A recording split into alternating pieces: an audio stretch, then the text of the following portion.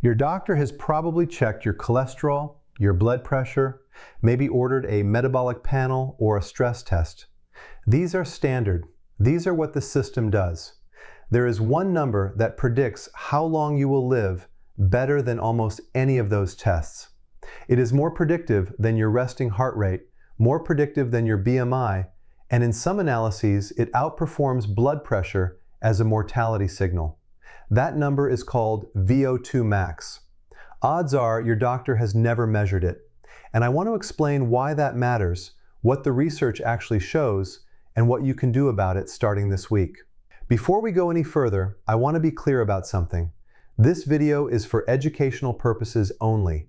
It is not medical advice for your specific situation. The research I'll share today has been reviewed for general accuracy, but it does not replace a conversation with your own physician. If you have cardiovascular disease, a recent cardiac event, uncontrolled blood pressure, or any condition that affects your heart or lungs, talk to your doctor before changing your exercise routine. That applies especially to what I'll discuss in the second half of this video. Now let's get into it. VO2 max stands for maximal oxygen uptake. It is a measure of how efficiently your body can take in, transport, and use oxygen during exercise. The higher your VO2 max, the more oxygen your muscles and organs can extract and use when your body is working hard. Think of it like this. Two cars, same weight, same road. One has a 1.2-liter engine. The other has a 3-liter engine. At cruising speed, you might not notice the difference. But when you need the engine, when you're climbing a hill, when something demands a response, the difference becomes real fast. VO2 max is your engine size for endurance. It is measured in milliliters of oxygen per kilogram of body weight per minute. A 65-year-old man in average condition might score around 26 to 30. A 65-year-old woman around 22 to 25. Highly trained athletes in their 60s can score 40 or above. The gold standard measurement is a maximal exercise test in a lab where you push to exhaustion on a treadmill or bike while wearing a mask that analyzes your breath. Most people will never do this test, but there are validated estimation methods which I'll get to. Here is the research that changed how longevity medicine thinks about fitness. A 2018 meta-analysis published in JAMA Network Open pulled data from over 120,000 patients across multiple cohorts and looked at the relationship between cardiorespiratory fitness and mortality. What they found was striking. Patients in the lowest 25% for fitness had roughly double the mortality risk of patients in the next quartile up. Moving from the bottom 25% to just average reduced all-cause mortality by around 45%. Read that again. Not moving from average to athletic. Moving from low to average. That shift carries a 45% reduction in dying from any cause. And it did not stop there. People in the top 25% lived significantly longer than those in the middle, and people in the elite top 2 to 5% had mortality rates roughly 5 times lower than those at the bottom. To put that in perspective, quitting smoking reduces all-cause mortality by around 36% in most studies. Controlling blood pressure, around 20 to 35%. Cardiorespiratory fitness, measured by VO2 max, is in the same bracket or above, depending on the study. There is a second piece of research worth mentioning. A 2022 study from Cleveland Clinic followed over 750,000 veterans over a decade. They found that being in the elite fitness category versus the low category was associated with an 80% lower risk of death. More importantly for this audience, even modest improvements across fitness categories in older adults correlated with meaningfully better survival. The research is consistent. Your fitness level at 60, 65, 70 is not just about how you feel. It is one of the strongest predictors of how long you will be here. Now, a fair question. If VO2 max is this important, why has your doctor never measured it? A few reasons. First, insurance rarely covers a formal VO2 max test for general wellness screening. It is typically only reimbursed for specific cardiac or pulmonary diagnoses. The equipment is expensive and the test takes time. Without a billing code that works, most primary care practices never offer it. Second, The standard checkup was built around disease management. Blood pressure matters because hypertension causes strokes. Cholesterol matters because LDL contributes to plaques. These are pathology markers. VO2 max is a performance marker. It reflects your functional reserve, how much capacity you have before the system starts to fail. That framing does not fit neatly into a disease management model. Third, there is no prescription for low VO2 max. You cannot write a script for it. You can only exercise consistently at the right intensity for long enough. That is not something most medical appointments are structured to address. None of this is a criticism of your doctor.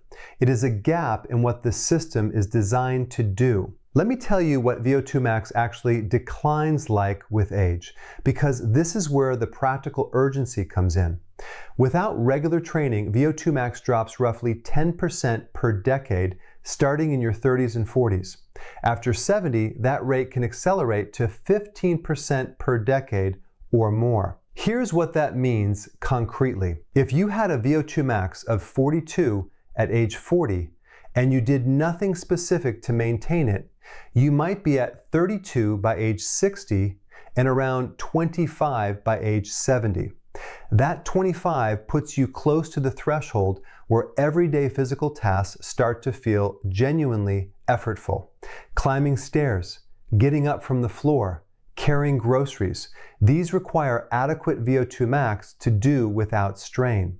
Researchers sometimes describe a threshold of around 18 milliliters per kilogram per minute for men and around 15 for women as the point below which independent daily function starts to degrade. You want to stay well above that with margin. The good news, and I want to say this clearly, is that VO2 max responds to training at any age. Studies in men and women in their 70s and 80s consistently show measurable improvements in VO2 max after structured exercise programs. You are not locked into whatever your current number is. How do you estimate your VO2 max without a lab? Two accessible methods. The first is the Rockport 1-mile walk test. You walk 1 mile as briskly as you safely can on a flat surface. At the end, you record your time and your heart rate immediately on finishing. You then enter your age, weight, time, and final heart rate into a published equation. It is validated and has been widely used in research. The formula is available free from multiple university sources online.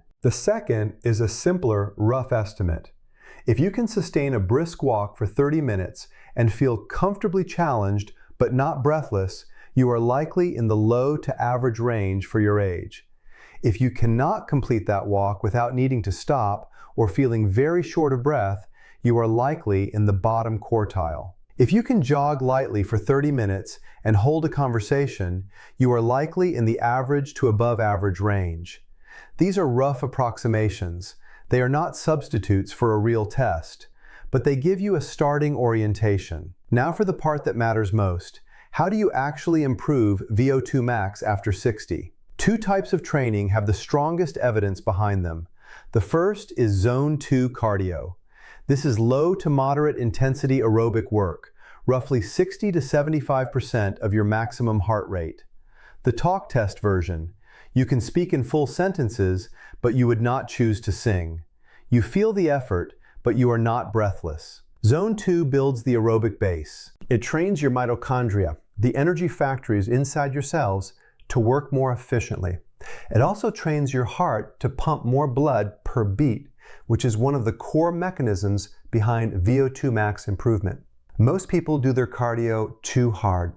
They push into a zone where the conversation is uncomfortable and they feel they must be making progress because it hurts. That zone has its place, but it is not where VO2 max development primarily happens. The base is built slowly with consistency. The second type is brief, high-intensity intervals. Once a week or at most twice, short efforts at genuinely high intensity followed by adequate recovery. A concrete example. After a warm-up, 4 minutes of effort at roughly 85 to 90% of your maximum, then 4 minutes of easy recovery. Repeat that 3 to 4 times. This is the Norwegian 4x4 protocol, one of the most studied interval formats for VO2 max. It is demanding. For anyone with cardiac concerns, it requires physician clearance first. The combination of regular zone 2 and occasional intervals is what the research consistently shows produces the best VO2 max improvement in older adults. Here is a 6-week starting framework designed to be conservative and adjustable. Weeks 1 and 2 are for establishing your zone 2 baseline. 3 sessions per week, 20 to 25 minutes each, walking briskly or cycling at a pace where you can hold a conversation but would not choose to sing. The goal is simply building the habit and letting your body adapt. No intensity work yet. Weeks 3 and 4, extend zone 2 sessions to 30 minutes. If you are adapting well with no joint pain or unusual fatigue, add 1 slightly faster session per week. Not an interval, just a pace that pushes you to the upper edge of conversational. Weeks 5 and 6, if everything has felt manageable and your doctor has cleared you for more vigorous exercise, you can introduce 1 short interval session. A simple version. After 10 minutes of warm-up walking, walk or cycle as fast as you safely can for 2 minutes. Then slow down for 3 minutes. Repeat that 3 times, then cool down for 10 minutes. That is the session.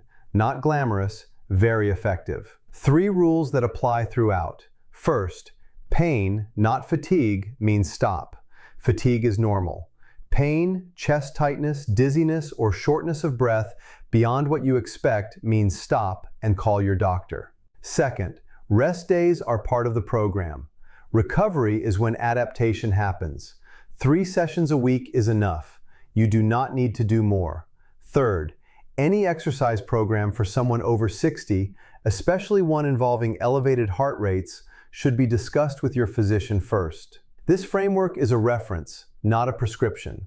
A few questions I want to address directly. I have a bad knee. I can't walk fast or run. Many people in this situation do very well with cycling, swimming, or water aerobics. All of these can train VO2 max effectively without the joint loading of walking and running. If your knee is limiting you, that is a conversation for your orthopedist, not a reason to give up on cardiorespiratory fitness entirely. My heart rate gets very high even at low effort.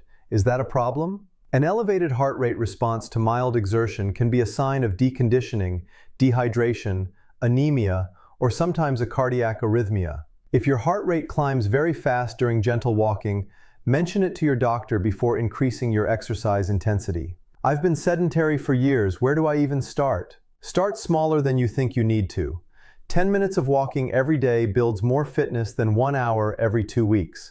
Consistency matters far more than intensity at the start. Give yourself 12 weeks before judging progress, because VO2 max adaptations are real, but not instant. Here's what I want you to take away from today. VO2 max is one of the most powerful predictors of how long you will live and how well you will function in your later years. The research behind this is not preliminary. It comes from hundreds of thousands of participants across multiple countries and study designs. Your current VO2 max is not fixed. It responds to training at any age. The difference between the bottom quartile and average fitness is associated with a roughly 45% reduction in mortality risk. You do not need to become an athlete to see meaningful benefit. You need to move from low to adequate consistently over time. Your doctor almost certainly has not measured this. That does not mean it does not matter. It means it is your responsibility to understand it and act on it. If you found this useful, subscribe and turn on notifications.